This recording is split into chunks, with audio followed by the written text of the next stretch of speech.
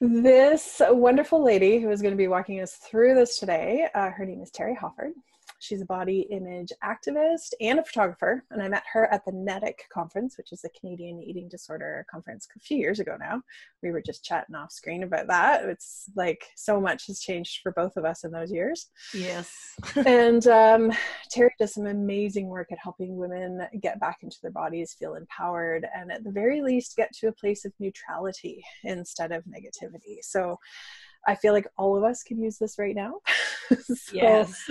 I am going to let you take over the screen, and I'm going to mute myself so I don't interrupt. And just pop in or maybe put on the chat bar, whatever works best for you, questions as they come up.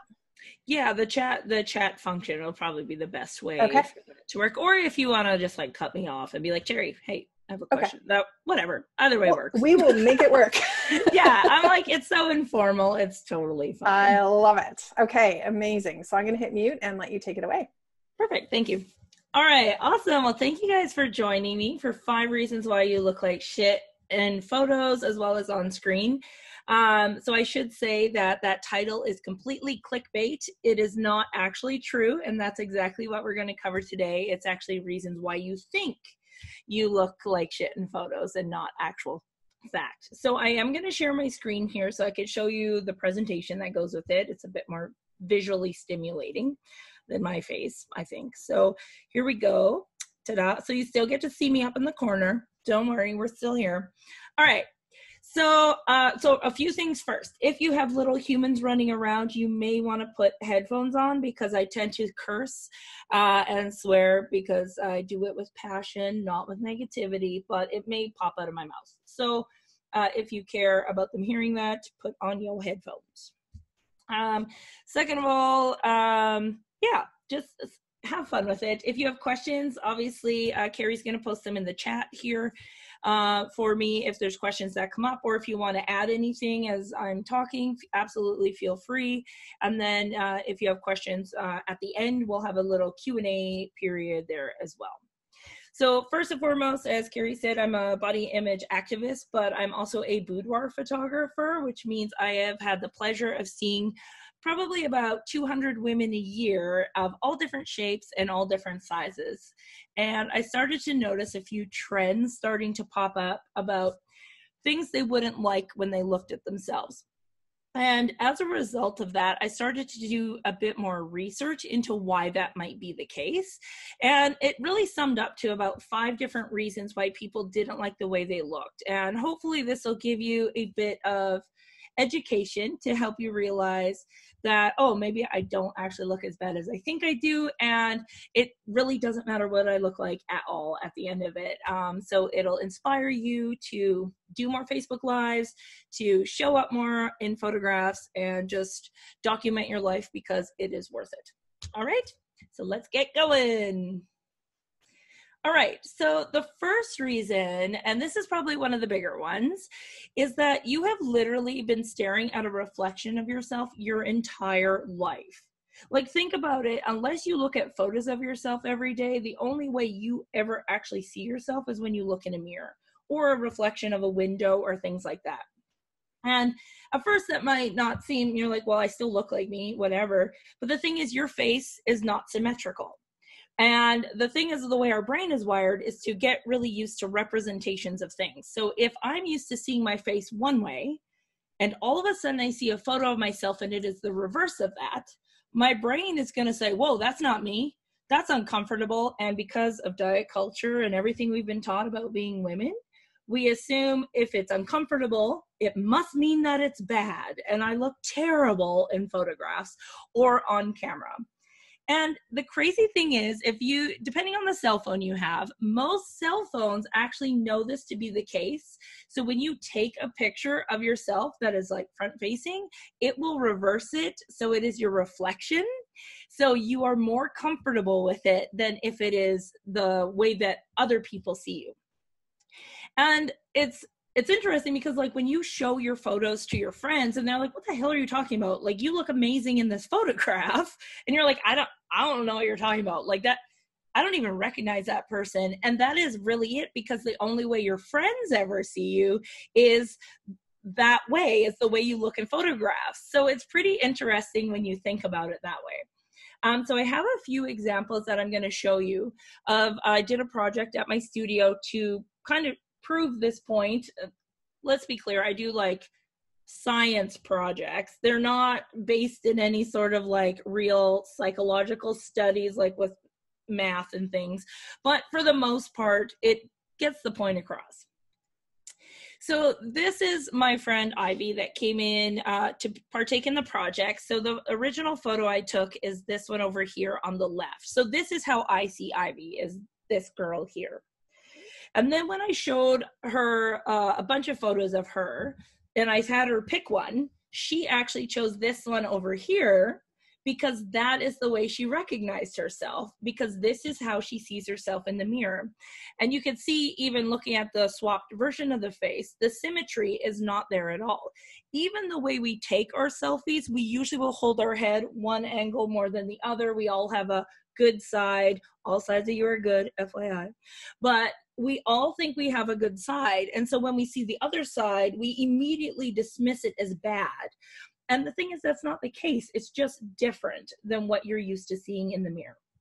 So for her, yeah, she chose this one. She's like, well, I like, this is how my lip does this. You can see how it pulls up more in one side. One eye is a bit squishier than the other, things like that. And then this is Miss Fee. Exact same thing happened. This is the way I see her. This is the photo she chose, because this is how she recognized herself. And it really was just on a pick whichever one you like the most. And it was like 2 seconds. They had like, pick it right away. Don't overthink it. Just pick it. And she ended up choosing this one. And so we talked about it. Like, why is that? She's like, I don't know. I like the way my hair is parted and things like that. Have you ever tried parting your hair to the other side that you normally do? And I'm always like, new Teri, who dis? Like, oh, like I'm a new person now, because you see a part of yourself you've never really seen before. And again, it's not that it's bad, it's just uncomfortable. Same with Janelle here. Like, even for me looking at this photo, these are two very different photos, but it's the same photo. So this is the one, this is how I see her normally, and this is the reverse. And to me, when I look at this photo, I see more of her cheek coming out over here on this side than I do over here on this picture, which is so weird because it literally is just the reverse photo. So our eyes are trained to like pick up certain things more than others and appreciate certain facial structures than others. That's the other thing to keep in mind. This is why most models, either they are completely symmetrical in some capacity or follow that like beauty, there's like the beauty spiral thingy. There's a specific term for it. I don't know what it's called. But basically everything lines up perfectly on the different planes. And that is like the ideal beauty in somebody's face. So if they don't have that, then we're like, I mean, you're okay, which is terrible. So I always think about this particular kind of, this particular reason as like hearing your voice on tape or recording, like Facebook Lives are a perfect example of that. At first, if you've ever heard yourself on tape or whatever, you're like, oh, gross, I hate it. Oh, no, I don't sound like that. Blah. And it's only because you hear yourself one way in your head, and then all of a sudden you have to hear yourself the way other people hear you. And it is uncomfortable because you're like, I don't sound like that. Nope, that's not me. I don't like that. But it's not true. It's, again, that's how other people hear you, and it's not bad or good. It just is what it is. And it's the same thing with photographs. It's not bad or good. It just is what it is. You just look different, like head on, and you look different in the reflection, and they're both you, and it's both fine. So next time, so I noticed this most when clients would have face forward photos, and especially making eye contact. People don't like to make eye contact with themselves. So I definitely noticed it more with face forward photos, not just in this project, but just in general with the women that would come in for their photo shoots, that they would usually say no to those photos first. And then the more we look at them, the more comfortable they would become with them, because it would start to they could start to see themselves in it. But if you initially just like, nope, then you're not going to get used to the idea that you might look different to other people. And then it will be shocking when you see photos of yourself or yourself on video. It will be like, oh no. So that is like one of the main reasons. So oh yeah, there's gonna be butts in this, by the way. I am a boudoir photographer, okay guys? All right, so reason number 2 is you do not get to see what the rest of us get to see. And we'll get to angles shortly, but what I mean by that is more so you don't get to see like facial expressions or you don't get to see yourself exhibiting any sort of emotion ever. Like when you look at yourself in the mirror, you're not like, oh, you're so funny. Like you're not like having a genuine reaction looking in the mirror usually. And as a result of that, when you see a photo of yourself that's candid or in video where you're talking, maybe you're speaking and you're like, I had no idea that that's what my face looked like when I do that thing. Then it can be shocking to us to do that. So this client, Miss Barb, she's like, I didn't know I looked like that when I laughed. Like, I'm like, look how cute you look. Like, come on. But to her, it was like, she just never seen that person before, you know? So it's really important to give ourselves a bit of grace when we see candid photos of ourselves exhibiting an actual emotion to say, maybe I did look like that. Maybe I did express that emotion. So this one, and Miss Rosemary, I could totally relate to her. So Miss Rosemary here, she had a really hard time accepting some of her photos. Obviously with boudoir work, we do a lot of sensual stuff and things like that. And she had a really hard time accepting a photo of herself like this. And when I had photos of myself done, that was more sensual or sexual. I had a really hard time accepting those photos because I don't see myself that way. Like I actually identify as asexual. Like it's not important to me. So to see those photos, I'm like, there's a disconnect there with that person. And again, it doesn't mean it's bad.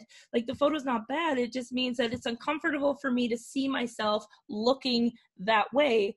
But clearly I was there in that photo. So clearly I did look that way. So it's not that it's wrong. It's just that it's different than what the expectation might have been.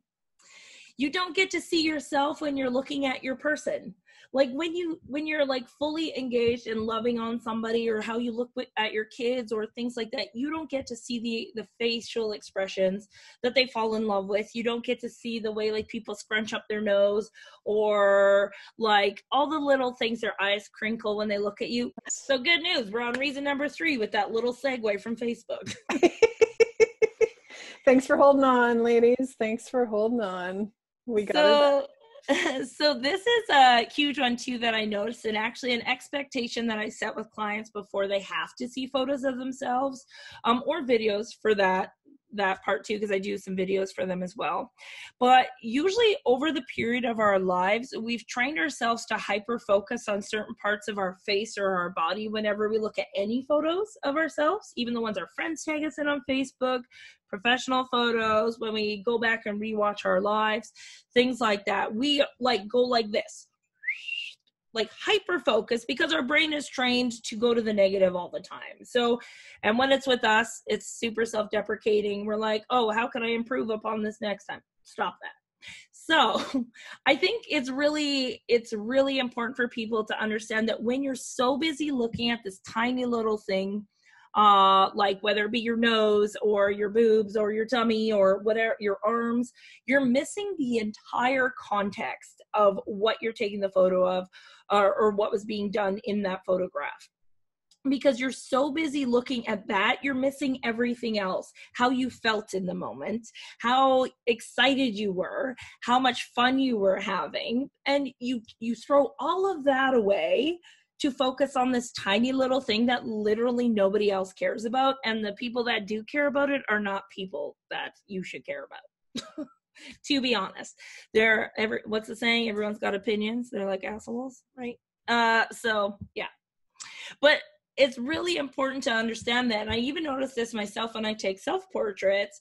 I will immediately go, like when I'm going through the photos to select the ones I want to keep, I will go through and be like, oh, my stomach. So for me, my stomach is my like for most women, I have found this, and men, the stomach is the part that we focus on the most. And I think a big part of that is thanks diet culture for making us think that our tummy is only worthy when it's completely flat and shredded. Like, not true. Thank you very much. But this is all in our head. So we go, oh, my stomach's not what they tell me it should be, so this is a bad photo, throw it away. And the reality of that is that that's not true. Is that, yeah, your tummy was there, but look at everything else. How did you feel in that moment? Who were you with? How much fun were you having? Were you feeling empowered? Were you speaking to a group of people and you finally were able to express like the super thing you're passionate about? Yeah? Then it doesn't fucking matter. You did that with the stomach that you have. The end. Like, it's not good or bad. It just is. This is a big one for me because I'm a photographer. So this is super important. I think we put really crappy expectations on photography as a whole and video as a whole. We think we have to look perfect in every single photograph and every single video that we take. Like, we have to look pristine at all times. But the thing is, photography was not created for that purpose. The whole expectation we need to set for photography is that its job was to capture a moment in time. That is it. So I have this thing that I do with my friends called a one-shot selfie. So if we're together and we take a selfie together, we only take one. And if our eyes are closed, if we have double chin, it doesn't matter. That is what we look like in that split second. And that is a documentation to go with the rest of the documentation of our lives. Does that make sense? So the whole point of photography is really to show you a well-rounded perspective of your life, not just the times that everything was perfect, because sure as shit, most of the times we see perfect photos, we know the opposite is actually true, is that things are not perfect. And I know for me, I coach other photographers, and a lot of them are very hesitant about doing Facebook Lives and things like that. They're like, well, I need to like get my makeup on. I need to do my hair. I'm like, are you kidding me? Like, especially the genre that we do is super vulnerable. Like, I want you to show, if you have a thought that you think is important for your community to hear and you're in your pajamas and your hair is frazzled, get on the Facebook Live and tell them that you couldn't wait to share that information with them. And you were so excited about this idea, or you were passionate about this thought that you had, because your passion comes across a lot more than your pajama pants. And if nothing else, they will be able to relate to the way that you look in that moment. Like yesterday, I was doing a bunch of webcam photo shoots because I'm kind of stuck here without my camera. So I do photos from my home. Which is a whole nother thing, but I have to be on Zoom with all these people, and I was a frazzled mess because I was doing photo shoots while it was happening. I was wearing like a sparkly jumpsuit, no bra, and my hair was like this big. That's fine. They didn't care because we had a purpose to do, and we didn't have time to think about ourselves. It wasn't about me. Does that make sense? Like, I think it's really important for us to understand, and I always let people know, especially when it comes to things like weight, is like, I'd rather be fat than not have my life documented at all. Does that make sense? Like, I would rather be fat than not exist in photographs. Like yeah, I cannot stress that enough. I think we put off having the photos done with our kids, and then all of a sudden they're like leaving home to go to university, and we don't have family photos because mom will take the picture. Don't worry about it. Because she doesn't want to show her body in the photograph. That's not okay, because your kid's going to remember that you just weren't in the photo. Does that make sense? So I think it's really important for us to say what is important right now. And it's not about me. It's about them. It's about the experience. It's about me sharing this idea that I have. It's about me showing up. And if there is a photo where I look a little derpy, it's fine. It's just a documentation of a moment. There will be the split second after and the split second before might be perfect, but the in between, maybe not. That's okay. It's totally fine. So next time you see a photo of yourself, and so I think this might be on the next thing, but the next time you have a photo of yourself that you have a hard time accepting because you're so busy, like, oh, I don't look perfect, and I actually want you to look at that photo more. or watch that video more. So you could be comfortable knowing that, yeah, but look how passionate I am when I am talking. Look how excited I look. Look how in love I am with my kids. Like, look how much joy I have. And you'll stop thinking about the double chin, the tummy rolls, the things like that, because that shit doesn't matter at the end of the day. Okay? Okay. So I got the name Tough Love Teri because I just like will tell it like it is a little bit. So sorry in advance. I'm going to interrupt you for 2 seconds because this one's fun. New hashtag, your passion is way more important than your pajama pants. Yay, good. Yes, take it, own it. It is true though. Yes.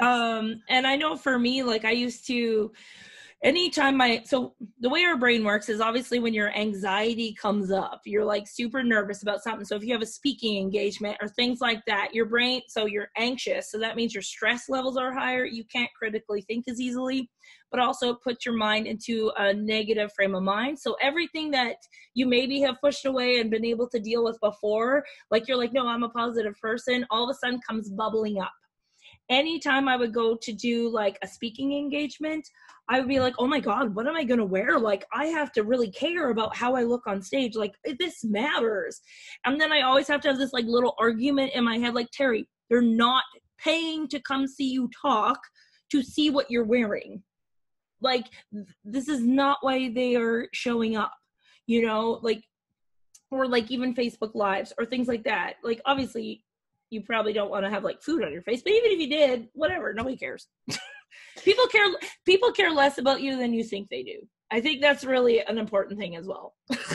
I think, and sorry, we're not in the Q&A part here. Just my brain is feeling compelled to have this conversation because I just see how many women are watching who are business owners who I know are in this place. And I know personally, I have heard speakers talk about dress for the role you want to have. And when people were meeting out on the street before all this COVID stuff and being interviewed, and they were like, well, you have to be dressed properly because you never know when you're going to be called upon. And like this pressure to perform in this way. And it just... Perform is a good word to use there. And I think depending on what you do for a living and what your end goal is to be, I think at any point, if you have to sacrifice your being and your authentic self, then it's not something worth doing or chasing, to be honest. And I know that sounds maybe a little ridiculous, but I think that, like, what is your overall goal? Like, I worked for a company that, they were like, you know, you have to iron your shirts all the time. You have to like dress like super. And I was like, okay, I can do this. No, I tried. And even still, like 5 minutes later, my shirt would be wrinkled and untucked. Like my hair would be popping out of the ponytail. It's just not, it was not a conducive environment to who I am as a person. My husband calls me a bull in a china shop because I literally, when I get excited about something, I don't care about that stuff because I'm just so excited to share my idea or like sing the gospel of whatever the thing is that I want to talk about, that I don't have time to think like, oh, maybe I should put on a pair of dress pants and a button up to do this thing, right?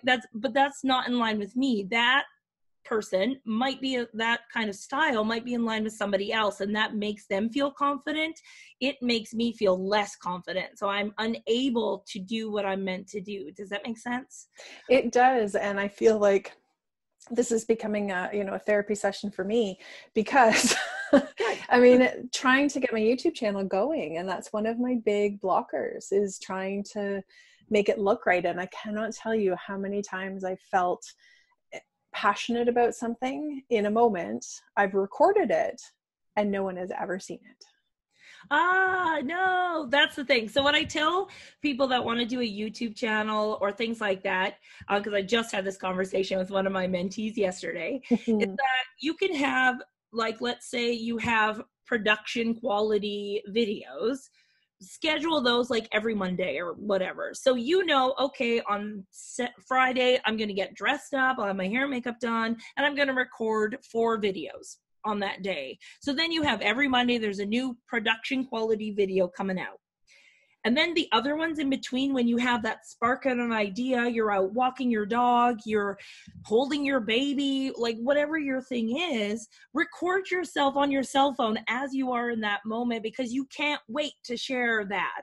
And then if you want to elaborate on it more, then you can say in your video, be like, you know what, I'm going to do a full video on this for Monday.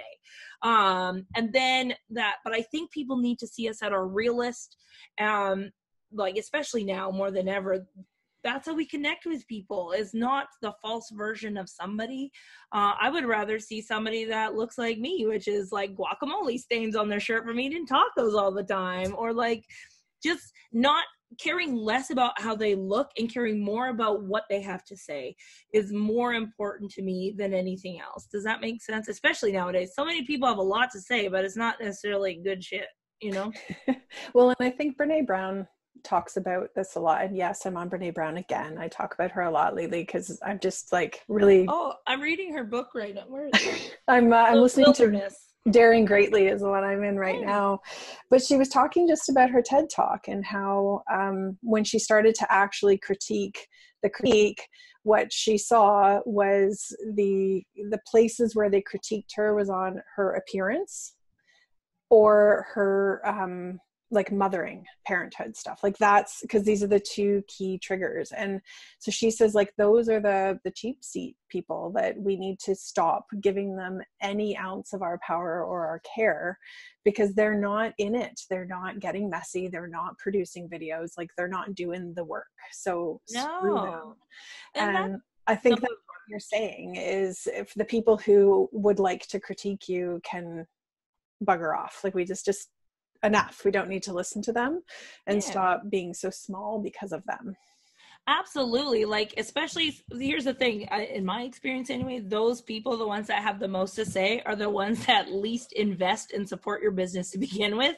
So they won't be spending money with you in the long run. So stop like trying to appeal to the people, those people, and appeal to the people that get you for who you are and why you do what you do. Like, I cannot stress that enough. Like, I know it's hard for sure, because our brain, again, is wired to focus on the negative people. But, you know, I have a good response to that. And at first I was hesitant about it. I was like, I don't know if this will work. So, because as a fat body on the internet, of course, sometimes I get comments, which are lovely to receive.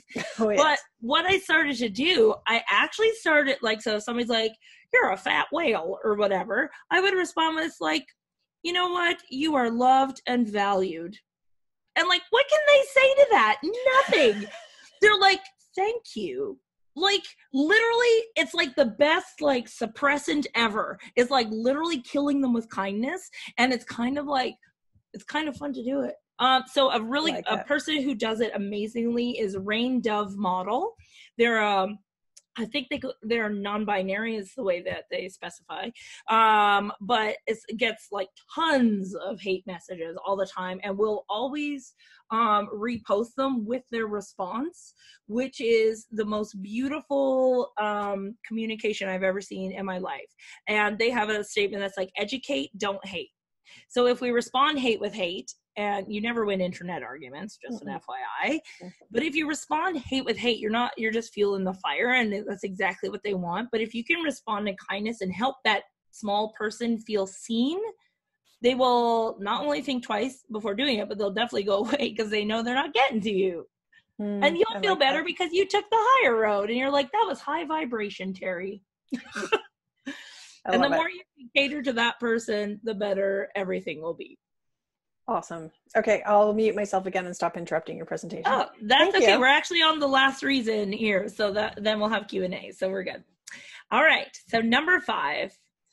Oh no, we have to go through this first. Yeah, I forgot. Okay, so this is me doing a workshop. So obviously when my friend sent me this behind the scenes photo, originally I was like, what the actual fuck, Ore? What is this? But I kept it, obviously. Who knew it would come in handy, right? So anyways, but then I stopped. I was like, you know what? I talk about this all the time. I could fixate on this. But then I would forget that I'm on a rooftop in Brooklyn, New York, about to photograph this beautiful plus size model with a faux fur coat. It was a hot summer day. I had like 10 students like listening to me talk and be expressive because that's just who I am. My bra is poking out of my shirt. Nobody cared because they were just there to listen and have fun, and we were just enjoying the day. But so I could fixate, like, this is what I look like in every photo forever. Nah, I also look like this in photographs, okay? So, like, everybody just needs to understand that we can't look perfect all the time in every photograph. And I actually started challenging my attendees, if they get behind the scenes photos of me that are pretty, not pretty, that the best one, like, the worst one, will actually become my cover photo on Facebook for like a month, because I want to get used to the idea that that's what I look like in that moment. And if I can, and I don't do it in a self-deprecating way, so I want to make sure that's clear, because I used to use humor very much as a way to ease the pain when other people would make fun of me, so I would make fun of myself. It is not in that way that I do this. It literally is in a way for me to get used to the fact that I do look like that sometimes. And it's not good or bad. It really was 1/8,000th of a second of my whole entire life that I looked like that. And same with this one, 1/8,000th of a second. This is what I look like. That's photographer talk, but it really is that quick. It's like super fast. And like, I look like everything and anything in between. There's no right or wrong. It just is part of my life. So number 5, I told you there'd be more buts. So angles are everything. This is so true. We all know it. We all take selfies. Even our cell phones will tell us when our camera is too low. And I cannot stress this enough. So if everyone is listening or available and not on their cell phone, I have an activity for you to do. So Kerri, if you have your phone, you can do it. Yep, for sure. I have it. Perfect. Excellent. So what I want you to do is I want you to take a self-portrait, like a selfie like you normally would. You're in good light right now. So, you know, just like your normal, like how you would take a selfie. You know, most people's like usually about here. Oh, wait, you guys can't see. Usually like here, and you're like, sup, I'm adorable. Thank you. So cutie. Love it. I like to turn I don't want straight on. No, it's got to be a bit of an angle. See, you're noticing now. Yeah. So whatever way you normally do. Okay. Okay, so now we're going to take a second photo, and this one I want you to put the phone right under here, right on your boobs. Right on my boobs. And you're going to look down at your camera, and you're going to smile, and you're going to take a picture. All right? Uh-huh. Perfect. So which one was your favorite? I much prefer the one that is up And why high. is that? Because I don't have as many chins and my forehead is not as small. Mm-hmm. And I can see more wrinkles in the one from below. So the biggest thing is that it is slimming. We all take our photos from up high because it slims us down and makes us look smaller. Is that why people they're like almost from above? Yeah. Because whatever is closest to the camera is going to be biggest. So if I have my phone up here, my eyes are going to be bigger. And you said your forehead. You even mentioned your forehead. Oh, look at that. Yeah, I see. Yeah. And then as you move your camera down, but now I'm going to ask you a question. Between both of those photos that you took, did all of your accomplishments go away? No. Did everything that you've ever done and loved to do and all the joy that you have for all the things that you do, did that go away between picture 1 and picture 2? No. Now, when your kids were babies, what angle do you think they saw you at the most? From underneath. And did they love you any less? Not at all. Because you had a double chin and maybe some more wrinkles? No, not in the slightest. No, because it's just another fucking angle. And that's the thing that people need to understand is like, we have infinite angles. We have just been taught that one angle is better than the other. And the angles that we have been taught for women specifically is that they need to make us smaller. They need to make us more submissive.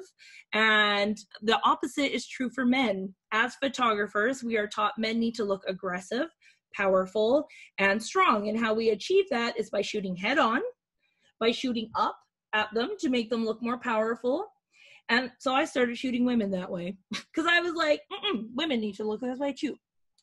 But the important thing to know is that you have infinite angles. Somebody looking at your right side is going to be totally different than somebody looking at you from the left side, but they both love you. Hopefully you surround yourself with people you love. Like there's no good or bad angles. They're just angles. So now if you want to take this challenge a step further to become comfortable with the fact that that maybe is what you look like underneath, you're going to take that photo and you're going to make it your lock screen on your phone. Oh.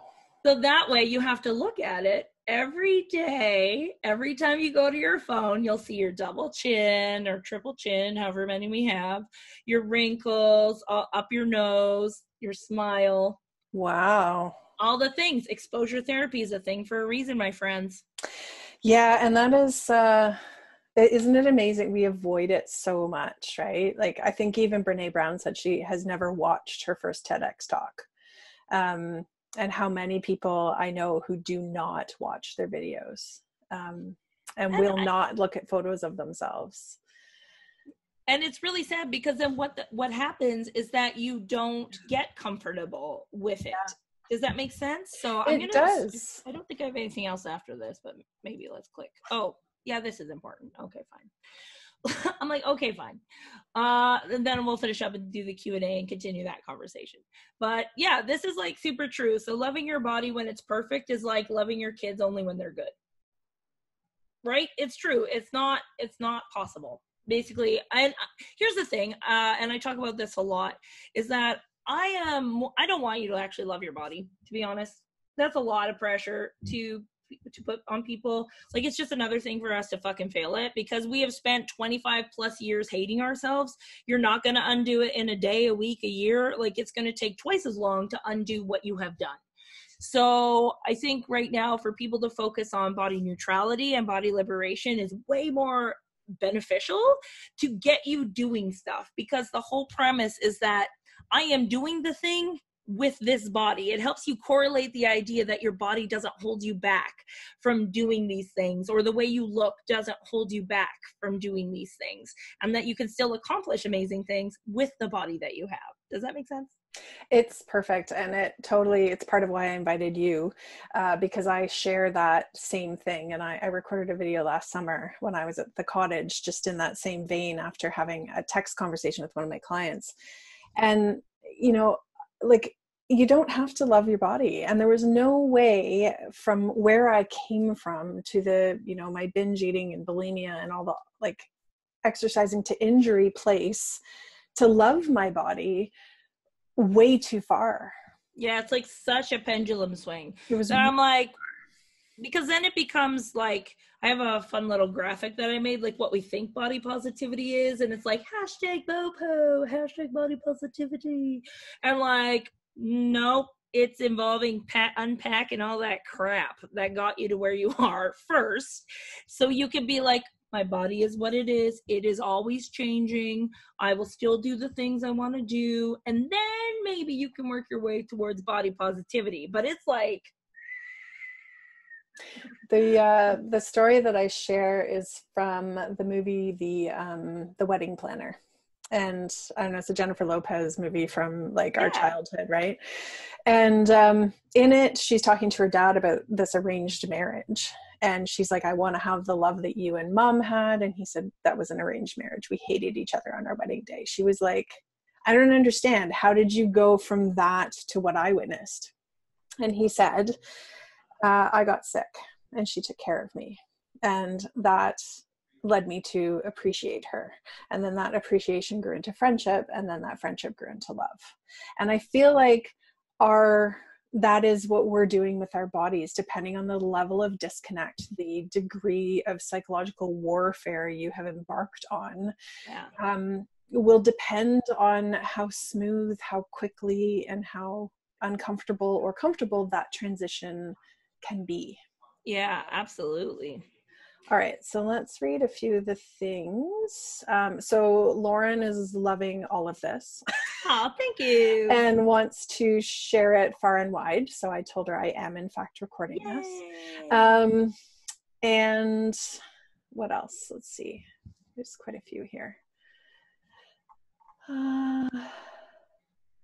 Yeah, Lauren was commenting on how hard it was for her to accept, let alone appreciate, any of the photos taken when she used to host Mo Mondays here in Barrie. The Hey, candid I used to honesty. speak at Mo Mondays here in Winnipeg. Yeah, awesome. Lauren was an incredible host, and she's a very talented speaker. Yeah, candid. What else? Oh, apparently when you went offline, it was a 111, 111. Oh, magic. Doo, doo, doo, doo. You're meant to be here. And what else? Lauren says, I do think dressing for your brand is important, but I am not wearing my suit to the grocery store. Mind you, right now I want to wear a hazmat suit to the grocery store. I think dressing for, like, that's the key there though, is your brand. Exactly. So like for me, in order for me to be able to do my business the way that I want to, and like that's a beautiful thing about being an entrepreneur, is I get to set the rules. Yeah. So my dress code is whatever the fuck I want it to be, which is delightful. But the thing is, like, I know when people think of sequin or faux fur, they think of me, even though I rarely wear that stuff. But because I photograph a lot of people in that stuff, and I talk a lot about how people are sparkly and things like that. So like I've built my brand around this person, but it's not practical for me to wear like sequin stuff sequin stuff everywhere. Sometimes a cat would turn you into a toy instantly. Yeah. So, and like you're a disco ball when you walk sometimes. But like when I started doing speaking engagements, so I was like, oh no, I need to dress professional. So I would wear like pantyhose. Oh God, it was like sausage casing, my friends. And like a pencil skirt, like, oh, you can't even stretch your legs. Like, and then like a blouse. Okay, like I don't know how my boobs sit, but no button-up shirt has ever fit me appropriately without a little With gap. the gap in the middle? I know. I had to buy tape to close them. Yeah, and a cardigan. Well, I'm wearing a cardigan sweater right now, but this one's nice. But like, yeah, I'm not a cardigan wearing girl. Like I get really hot real quick. So like I'm a tank top t-shirt, graphic t-shirt with like even my bra today was going to be for you guys, but you can't see it, but it says Body Love. But like I wear things that like have inspirational things on them. So then I started to dress more like Teri, which is sneakers, not heels. God, no heels. Sneakers and like tights and like long shirts that have like fun sayings on them, and then maybe a sequin jacket. Like, yeah. So I made my brand fit me instead of me trying to fit into what I think my brand should be. Does that make sense? That's so perfectly put. Yes. Like if you're going to be an entrepreneur, do your thing is what I'm saying. You don't get into this, for most of us, don't get into being an entrepreneur for the fucking money. Am I right? Right? Like most of us don't. Like most of us get into this because we get joy out of what we do. So like you get to set the rules on what that looks like for you, and your brand becomes you instead of you becoming what you think your brand has to be. Yeah, that's perfect. Very well said. Okay, Daniela, another fellow entrepreneur. I started watching mine, so she's referring to videos here. At first it was shocking and I wasn't happy. I'm getting more comfortable with it and paying more attention to the value of my message than the visual of me. That's awesome, Daniela. Totally. She says exposure therapy is real. I realized years ago I had systematically removed all but the bathroom mirrors from my house because I didn't like my reflection. Once I realized that, I hung mirrors large and small in every room in the house. I got more comfortable with my reflection and ultimately accepted it. Sometimes I like it, sometimes I don't. That's perfect, Daniela, because honestly, it's unrealistic to think that we're always going to love what we see. The important thing is on the days that you're like, ugh, that's when you're like, I wonder where that thought came from. I always say put on your curiosity goggles instead of your judgy goggles. So like, as long as you don't sit there in the ugh, instead you're like, I'm curious about that thought. Where did that come from? Oh, am I stressed? Did I drink enough water? Am I, is it that time of the month? Because honestly, there is one time during your lady cycle that you will hate yourself. And if you know what day that is, then you could be like, oh, today's the day. I guess I'm just going to avoid the mirrors today because it's not going to be a happy outcome. And then tomorrow I'll look again. Routinely on my prescription notes, it says, start every sentence with, isn't that interesting? Isn't Yeah. that interesting that I ate a whole box of cookies? I love that. Yeah, curiosity Isn't that interesting? because otherwise you're like, oh, I shouldn't say that. Then you've just shut down the line of communication between yourself and that part of yourself, and it doesn't help you heal. But if you can explore, maybe then you can get to where that idea came from. Nice. And understand it's not your voice to begin with. That, oh my gosh, that could be a whole other 1.5-hour conversation in and of itself. Yeah, not even yours. Sydney says thank you. She is thoroughly enjoying this. Yay. And now I lost my place and I have to keep scrolling. Okay. Not wanting to watch our videos. There are movie stars that hate to see themselves on film. Yes, Adam Driver. Really? He refuses. Yeah, I just watched a thing where somebody disregarded his boundary for that, and they made him watch it during an interview, and he was so pissed. No doubt. That's not cool. No, so yeah, but there are, movie. I don't really go back and, like, basically I put my stuff out. I don't really go back and watch it because I don't see the need to, unless I need to pull video or like sound bites. But ultimately I don't feel the need to because it is what it is. It's out there. At that point, just let it go. And I think it depends on what your intention is, right? Like if you need to do some of this work from a comfort perspective, then just like seeing lots of different angles and candid shots, get your friends to take candid shots of you and send them to you. Yeah. You know, to just get used to these different vantage points. And ooh, another fun activity to do is if anybody listening has kids and you have pictures with your kids or your partner, and it's a photo that you yourself are like, don't like that one. Show it to your kids and ask them what they see when they look at the photo. Ooh. Get their idea on the context. Yeah. It helps remove it from your ego, basically. It's not about you. Get out of here, ego. That's what I would say. Get out of here. Mel says she needs to rewatch this later. Love the messaging and wow, did it hit home. Agreed. Yay. Yeah. And I think what I'm going to do, because I am going to edit this because I'll take out the spot where we disappeared and that kind of stuff. But otherwise, if there's any sound issues, I'll correct that. But I'm going to send it out. But what I'll also do is maybe just create a little bit of a summary sheet. So if somebody wanted to be able to like print it off, and because I forget to remember all the cool stuff I learn, right? Like I interview amazing people and I do all these cool things, and then someone says something, I'm like, oh yeah, that's an amazing strategy. So I will I'll definitely put that together and that's a great idea, and share that in a post. Okay, so lots of this is awesome. And people are going to watch the replay because they maybe came in part way. And yeah, awesome. Okay, is there any other questions? If there are, please type them in the comments in Facebook because that's where I'm looking for stuff. And if there aren't any more, then I will let Teri get on with her very busy self-isolation in a blizzard in Winnipeg. It's like, hold on. Let me see if I can show you with this webcam. Hold on. Give me a second. You need to see, guys, what's happening over here. Let me just open that, and then I'm going to take my webcam. Sorry if you get sick. Okay, hold on. Oh, man. Yeah. Yeah. Since this morning. Oh, God. Right? Like, that will most definitely, no, like I said when we were chatting earlier, I love winter, but no, I'm so done. It's like, it's time for something else. Yeah, although I do think it's making the self-isolation stuff a lot easier for you guys because it'll keep people home for sure.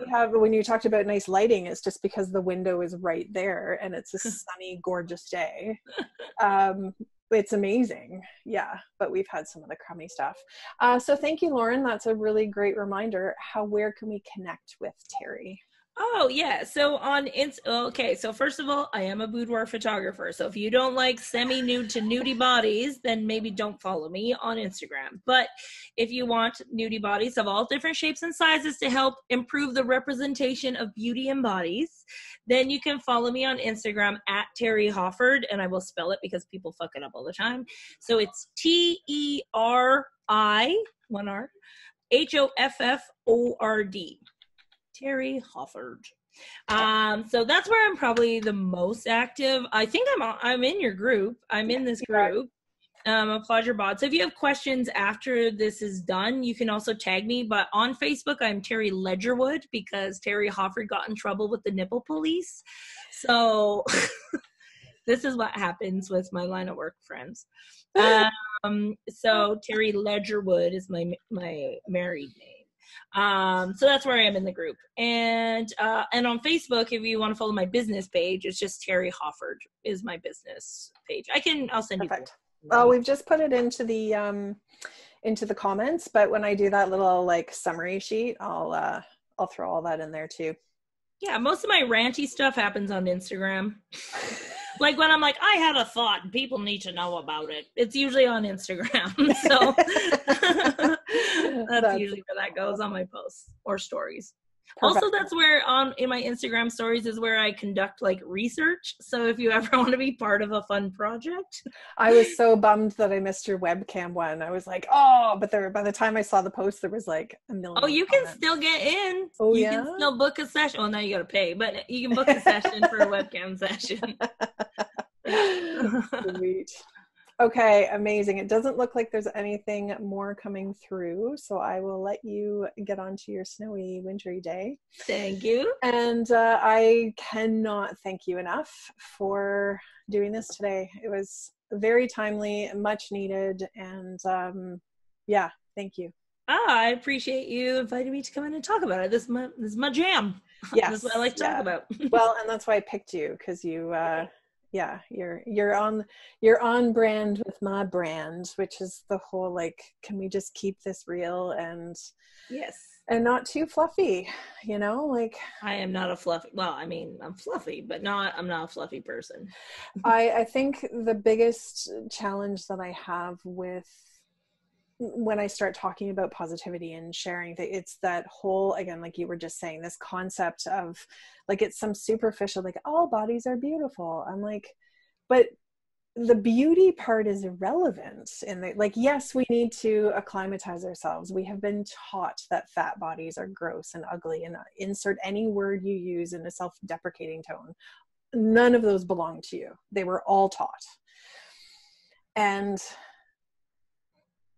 then so like it's seeing past all of that, right? Like whether so I was gonna say I have a really good quote to kind of follow up your like all bodies are beautiful. Yes, that is true actually. Yes, but so the quote that I have in my studio is all bodies are beautiful, but beautiful bodies aren't everything. Nice. Yeah. So it's like, yeah, I acknowledge that all bodies do have capability of being beautiful, but that's the least interesting thing about people. And to be honest, most people's beauty doesn't come from their physical bits. It actually comes from their aura, if you believe in that, like their energy, their person, their passion. Like when people are passionate, that is the most beautiful thing in the world when you see sparkly eyes and they're just like living and breathing for the thing that they're excited about. Like that to me is the most beautiful thing. Like that's why kids, when they're little, they have those beautiful, sparkly, clear eyes, because they have not been jaded by the world yet. And they are just like super excited about everything because everything is new to them. Yeah. Right. So we need to get back to that for ourselves and be like, what am I excited about? Like, what gets me like jazzed up? And like, I just don't care. And I become a bull in a china shop. I don't have time to worry about anything else because I'm so focused on this exciting thing in my life. Yeah. I am learning to foster that in myself again. It was unacceptable in growing up. Any extreme expression of emotion in either direction was not encouraged. And so it's something I'm definitely learning now, because that's what people say to me when they see my videos. They're like, that's not how I experience you in real life. Like, you're so like, I put on my doctor hat and I use the right language and I and then, you know, and then I hang out with people and they're like, can you do this in your videos? Like, you're hilarious and you're fun and I'm like, oh my gosh. And then, yeah. You're like, oh God, don't like that. Oh God. I don't know how to do that being documented. Is that allowed? Yeah. Yeah. So do it. still That's learning. the thing. Just do it. Yeah. Because that was the thing I learned too. Like with clients, for example, they'd be like, oh, I can't do this because of my tum or whatever, like a boudoir photo shoot. And I'm like, it's not despite your tum. You can do it and your tum will be there, but it's not like not stopping you. So having the documentation or a video of you saying like, yeah, even if you're not happy with like whatever big arms or whatever your thing is, yeah, but you did the thing with those arms. Yes. You know, it's like, it's not it's not an or situation or a but situation. That was what I learned actually at that conference was dialectical behavioral therapy, where you switch the but for an and it's like two things can exist at the same time. So I'm still actively working on that. Yeah, it's a hard one, but like that is one of the things I was like, oh yeah. So now with clients, because now I have people that come in there like, I want to show off my stomach, and I'm like, no, because that's still putting too much focus on your body being the important thing. I want you to just say, yeah, my stomach was there and it didn't stop me from doing the thing. Like I want to that's going the other way. I'm like, come back to here. Yeah. Like, just do the thing. Don't think about your body. The middle thing is not as it's not as exciting, for sure. It's not as exciting, and it's a harder sell, right? But it like is the intuitive eating, right? Like the way less disappointment. Oh, I know. Well, and it's like you just get the natural ebbs and flows instead of the freaking tsunami waves that like take you out and then you have to rebuild. And no, people just love drama though. So we do. we do. So I'm writing a book right now. Well, it's almost finished. I just have to like edit it, which is like a process. Absolutely. But it actually goes through that process of like working people through that stuff. And getting them to understand that, but like going through actual psychological steps on how to like do that stuff without them knowing that that's what's happening. Right. Yeah. It's like, this is a science book, a body image. Then they'll be like, well, no. Thank you. No. It's pretty and sparkly on the front, just what you could expect from me. But so it is about that basically, how you like when you do have the not so great moments, how you just like, okay, we'll come back over here. Oh, okay. But I realized that people, I think body image definitely is a first world problem. If I say it that way, like we're bored, so we hate ourselves. Look at this COVID self-isolation thing is a perfect example. All the fat phobia just coming out of the woodwork. Oh my gosh. Because people are bored. They're like, I have no purpose now because I can't work and I can't do these things. So what can I control? I can control my body, or you think you can. Mm-hmm. But your body's just a meat sack that's biological. It is destined to break down no matter how much you put in it or weight you lose. It is going to change whether or not you want it to. Okay? Yep. No one's getting out of this alive.